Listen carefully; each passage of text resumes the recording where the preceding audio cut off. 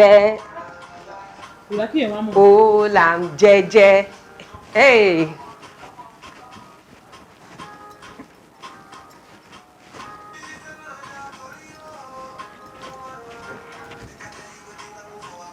Yay. Kò dá kí èèyàn máa jó. Kida. Yay. Kí ló fine? I say everything yapa lórí kárí ilé. Wò ṣe. Yay. Pa. Yes, we like to dey throw away wetin. Ọ̀rọ̀ gidi, ọ̀rọ̀ àlùbáríkà. Òun la like ká máa throw away lórí bíbá. Lórí kíni? Kárí ilé. Mistura ẹlẹ́rìn ẹ̀yẹ. Ọmọ wọn ní ìlú Ìparà Rẹ́mọ. Aya wọn ní Sókótó. Rọ́lẹ́lẹ́, ó bá mi gbé. Òun ló ń kí yín ṣe kíni? Welcome to another exciting episode of Kárí Ilé. BBBB. Bẹ́ẹ̀ ni èmi ọmọ yín náà ni Abíọ́lá Abíọ́dún. How are you? BB1. Èwo tí ni 1? Ojoojúmọ́ ló máa ń ṣe ìjorúkọ. Òun yìí kan ni BB2. BB1 lélẹ̀. BB1 ni dúdú máa dán. Bẹ́ẹ̀ni. Wàá ṣeré. Bẹ́ẹ̀ni. Ọ̀yà fún ó máa ti ń try nínú ijó yẹn. Ọ̀yà Josie. Josie. Ẹ jẹ́ bá mi ẹ̀rọ ilẹ̀ sí dancing school. Ṣé mo nǹkan kan jú? Èmi gan-an ó dàbí pé marriage kan ti ń jẹ́ kí mi náà máa mọ̀. Ìrọ̀lẹ́ pa àjọ ọ̀rọ̀ kì ẹ̀ ni. You know what? We're coming back. Topic èní ó ṣe kí ni? Ẹ pọ̀ onílé, ẹ pọ̀ àlejò. Ẹ̀gbọ́n pè ìyá pẹ̀gbọ́n, bàbá pàbúrò, àbúrò ṣe kí ni? Pé sister. Uncle gbogbo yín ẹ wọ chair ẹ mọ báyìí máa ń ṣe náà. Kárí ilé. À ń bọ̀ àìṣe kí ni? Àìtí ìdè rárá. We never come.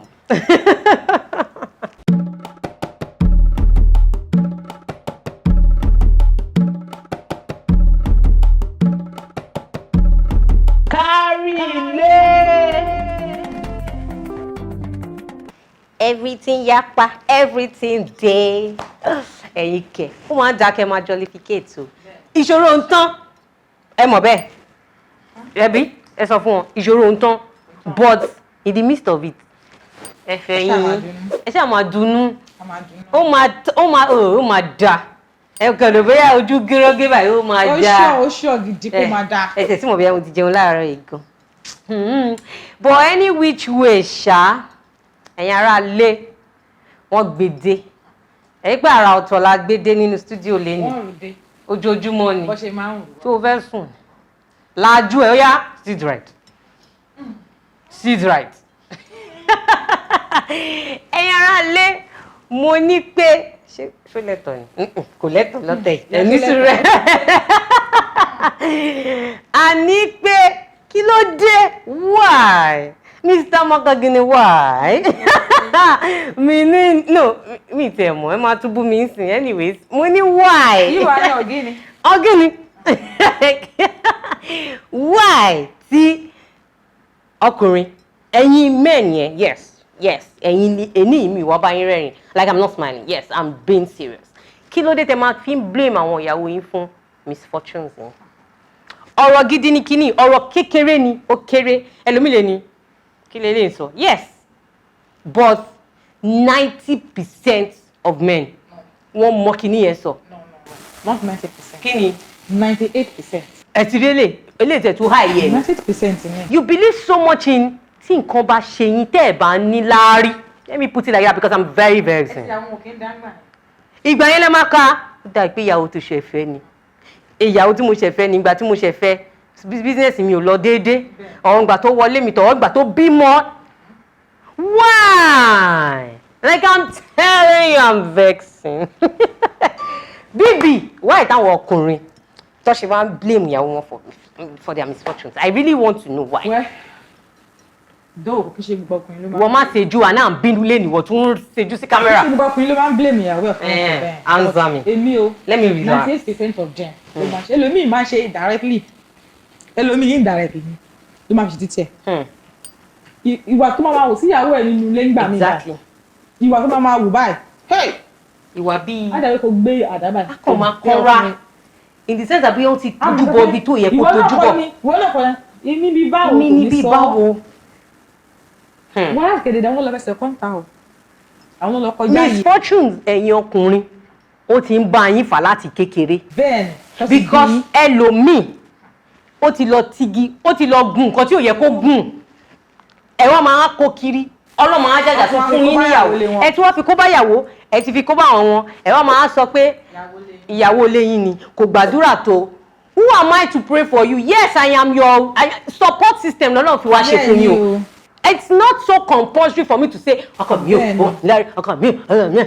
Kí ló tèmi bá gbàdúrà fẹ́? Kí ló dé ìwọ ńkọ́? O lè gbàdúrà fúnra ẹ.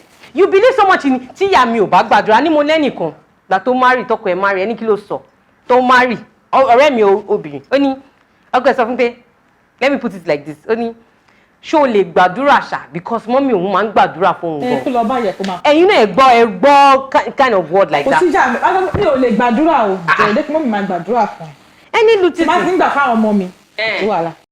but why mo really fẹ́ mọ reason tó máa ń fi ń ṣe kíní ẹ̀ because any little ẹ̀ wọ́n bóyá ẹnu lẹ fi kọ́ńtà bóyá bí tẹ ti ń ṣe fàájì wọ́n ti gba ọlọ́màjẹ gba nǹkan tásìdé mọ́ yín lọ́wọ́ kọ́ gbé Sunday lọ yín lọ́wọ́ ẹ wá délé ẹ wá máa kanra the annoying part is that ẹlòmíì tó lówó tó yẹ pé ìgbà tí change wà lára ẹ̀ tó wà lápò ẹ̀ kò fi mọ ìyàwó ó wá sáfẹ́rẹ́ ìyàwó yẹn tí ò fi mọ again a to blame ẹ̀ why maka why like I'm really boiling with this topic because ó kàn máa ń dàbí pé ẹlòmíì kan máa sọ fún mi pé ẹnìkan náà pé ní à ìgbà tí mo ti ń fẹ́ gẹ̀yìn nǹkan ò lọ déédéé mo ní I don't understand ìwọ gan mọ̀ bóyá ìwọ gan ló kó bá girl yẹn.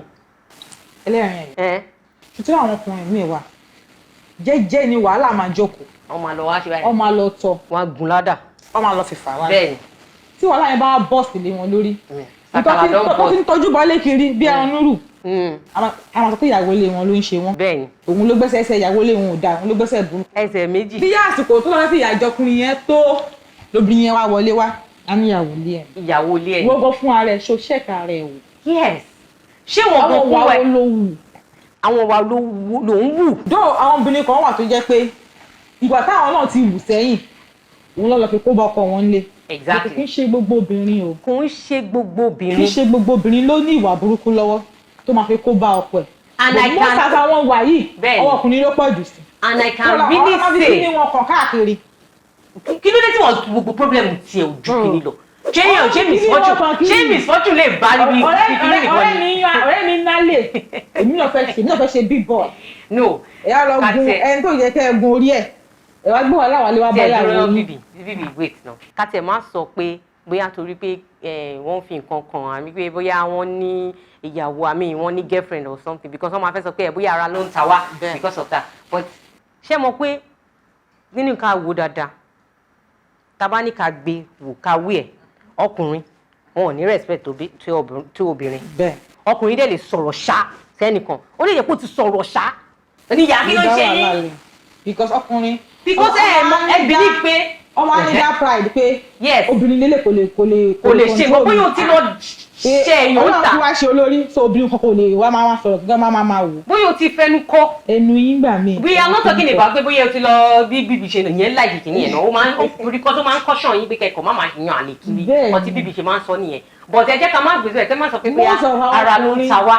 tí wọ́n ní problem jù tí wọ́n máa wò wọ́n àfọwọ́fà wọn ló máa fà á. àfọwọ́fà ibi tó ti ń ṣe kókó káàkiri àṣesílẹ̀ oúnjẹ ní kí ni àbọ̀ wá bá. wọ́n tó márì àtọ́ ti dá sẹ́yìn bẹ́ẹ̀ni òun ló wá ń padà bọ̀ wá kan lẹ́kùn. tó bá tẹ̀ wá márì tán náà ẹlòmíì gan ó lè jẹ́ pé ńgbà tó márì ó tẹ̀ flourish ó ń ṣe kinní kan ó lè jẹ́ within the marriage ló lọ fẹnu kọ àbí ló lọ ṣe nǹkan tí ó yẹ kó ṣe. àwa sọ pé kinní kan I'm really boiling with this topic because me like àwọn ọkùnrin kan máa push unnecessary blame sáà obìnrin ẹ̀rọ bẹ́ẹ̀ wà ní òròrí tá à ń rò ní.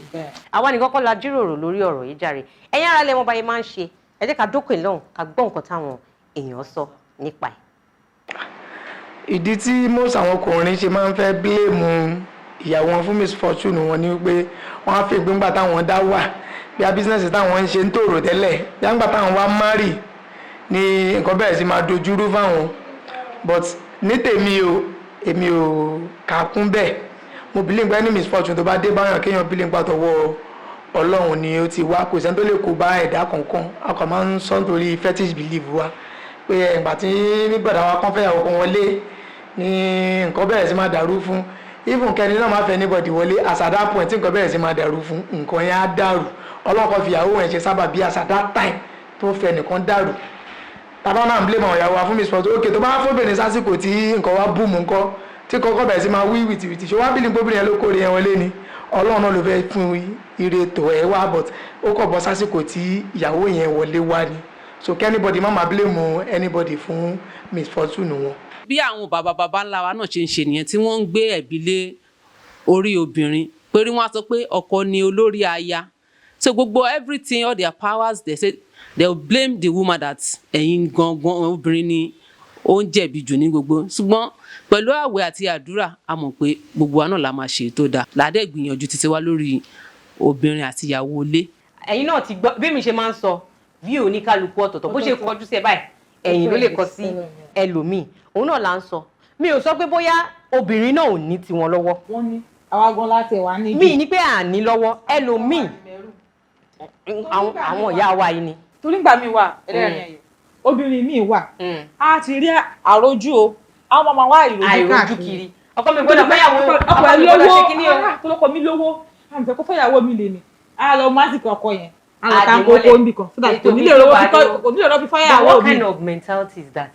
èmi tí mò ń rówó tí wọ́n ti ń pè pé madam kí wọ́n á ní pé okay ọmọ mi does that make sense? ìmọ̀ràn aráàta ló fẹ́ ba ayé ẹ̀jẹ̀ ìmọ̀ràn ẹlòmíì ló fẹ́ ba ayé ẹ̀jẹ̀ ẹlòmíì náà but àwọn obìnrin láti wà careful. ìtòrè mi ṣe sọ pé 90% àwọn ọkùnrin àfọwọ́fà yín ni ẹ yé sọ pé obìnrin ni tó bá dẹ̀ máa sọ ó kẹsẹ̀ méjì sí i ẹ̀yin náà nẹ́sẹ̀ méjì ni. ó dojẹsẹ̀ délẹ̀. ó dojẹ ọkùnrin mi ò bàjẹ́ ọkùnrin mi ó lè jẹ́ pé ọkùnrin mi gan àtìgbà tó ti ń gun orí obìnrin yẹn gan lóbìnrin yẹn kò ti ní láárí mọ́ ẹ̀yin ò rò bẹ́ẹ̀ ni torí pọ́blẹ́mù yín náà ni à ń bá kiri ẹ̀yin kan náà ni àwa yín náà ni ẹ wo ẹdúró ẹ̀yin àwa kan náà ni menopause menstruate kìíní kan mẹ́ẹ̀mẹ́ẹ̀mẹ́ náà ni inú láìfù wa yìí ló wà kí ló dé ẹ fẹ́ pa wá ni.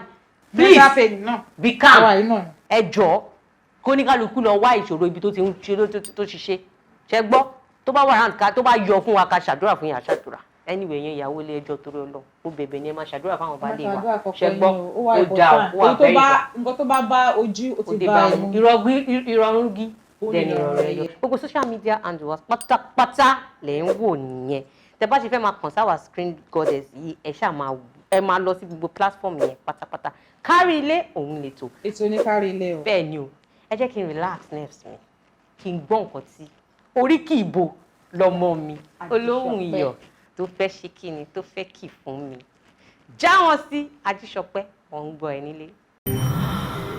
Oríkì Ìbàdàn.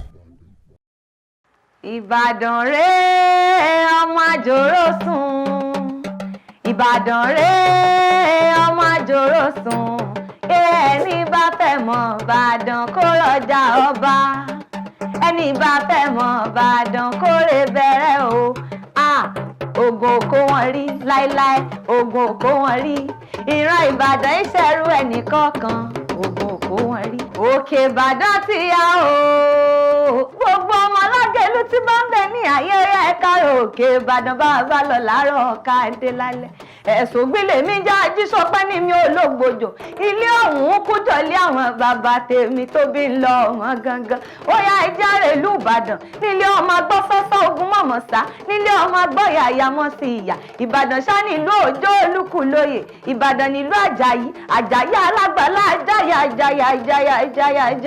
Ìbàdàn ṣá nílùú Ìbíkúnlé olókè àgbààgbàṣẹ Ìbàdàn tún nílùú Ògúnmọ́lá olódògbò kẹrí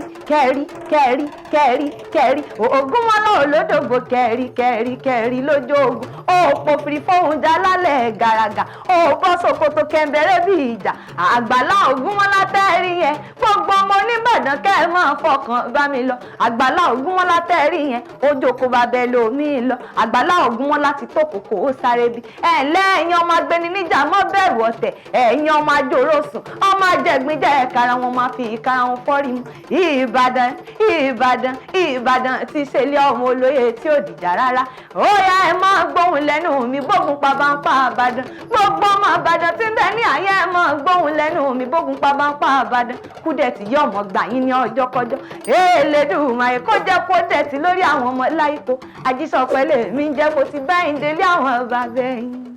Àjíṣọpẹ́ ìṣá máa ń dá mi lọ́rùn ìwọ o ṣáà ti gbọ́ oríkì ilé yín ẹ ti gbọ́ gbogbo ẹ̀ so ẹ má fi jẹ̀bá o jẹ̀bá dẹ̀ ti gbàgbé ẹ máa tún ẹ máa rántí pé àwọn kárí ilé wà bẹ́ẹ̀ wọ́n máa fún yín bó ṣe ń lọ as they go kò yé yín ìwọ ti pẹ́ dé mo ní kí ló dé táwọn ọkùnrin máa ń push blames about their misfortunes sí àwọn obìnrin it's not necessarily ó lè má jẹ́ ìyàwó wọn ẹlòmíì kan tó ti marry tó bá yẹ pé ó marry á ní kó kẹ́sẹ̀ òsì wọlé ẹlòmíì tó ti marry miserable life ló ń live tó bá máa yá ó máa ní ìyá òun ló ń ṣòwò obìnrin yìí náà ni á ní ẹ̀gbọ́n òun obìnrin kan ló ń ṣòwò obìnrin yìí náà ni kí ló dé ayé yín la wá ni you always like to push blames on women which we don't like okay tẹ́yìn bá push blame ta ni káwa push blame mọ̀ bóyá àwa gan ẹ̀yin gan lè ń retard progress wa so bá ṣe rí o Ọlọ́run ti ṣe gbogbo wa support ni wa la jẹ́ fúnra wa ẹ jẹ́ ká fọwọ́sowọ́pọ̀ ká máa gbàdúrà fúnra wa Ọlọ́run ní jẹ́ ọlá wa tó ń ròkè kò ní relẹ̀ láíláí.